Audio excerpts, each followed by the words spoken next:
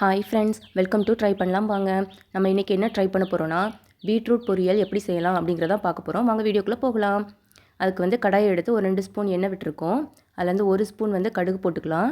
கடுகு வந்து பொரிஞ்சதும் 1 ஸ்பூன் வந்து உளுந்த பருப்பு சேர்த்துக்கலாம்.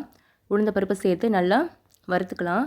கலர் சேஞ்ச் ஆனதுக்கப்புறம் நம்ம வந்து அதில் வந்து ஒரு 3 பச்சை மிளகா வந்து வெட்டி வச்சுருக்கோம். அதையும் வந்து சேர்த்து நல்லா கிளறி விடுங்க.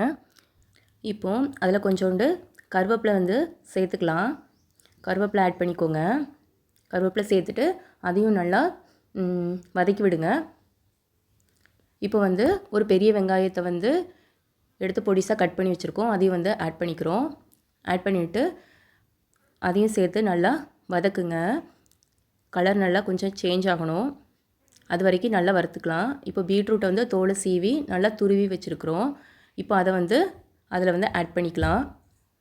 ஆட் பண்ணிவிட்டு நல்லா கொஞ்சம் உப்பு சேர்த்துக்கோங்க. பீட்ரூட்டுக்கு தேவையான அளவு உப்பு வந்து சேர்த்துட்டு அதுக்கப்புறம் நல்லா வதக்குங்க.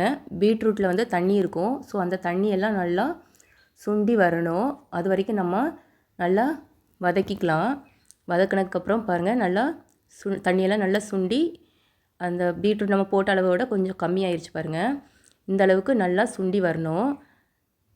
அது வரைக்கும் நல்லா நம்ம வந்து வதக்கணும். இப்போ வந்து ஒரு அரை மூடி தேங்காய் வந்து துருவி வச்சுருக்கிறேன். அதையும் சேர்த்து நல்லா கிளறி விடலாம். ஒரு ஒரு ஒரு நிமிஷம் வந்து கிளறுங்க போதும். பாருங்கள், 1 நிமிஷம் ஆயிடுச்சு. அவ்வளோதாங்க, பீட்ரூட் பொரியல் செஞ்சாச்சு. நீங்களும் உங்கள் வீட்டில் ட்ரை பண்ணி பாருங்கள். ட்ரை பண்ணி பார்த்துட்டு எப்படி இருந்ததுன்னு கமெண்ட் பண்ணுங்கள். இந்த வீடியோ உங்களுக்கு பிடிச்சதுன்னா லைக் பண்ணுங்கள், ஷேர் பண்ணுங்கள், சப்ஸ்கிரைப் பண்ணுங்கள். Thanks for watching this video.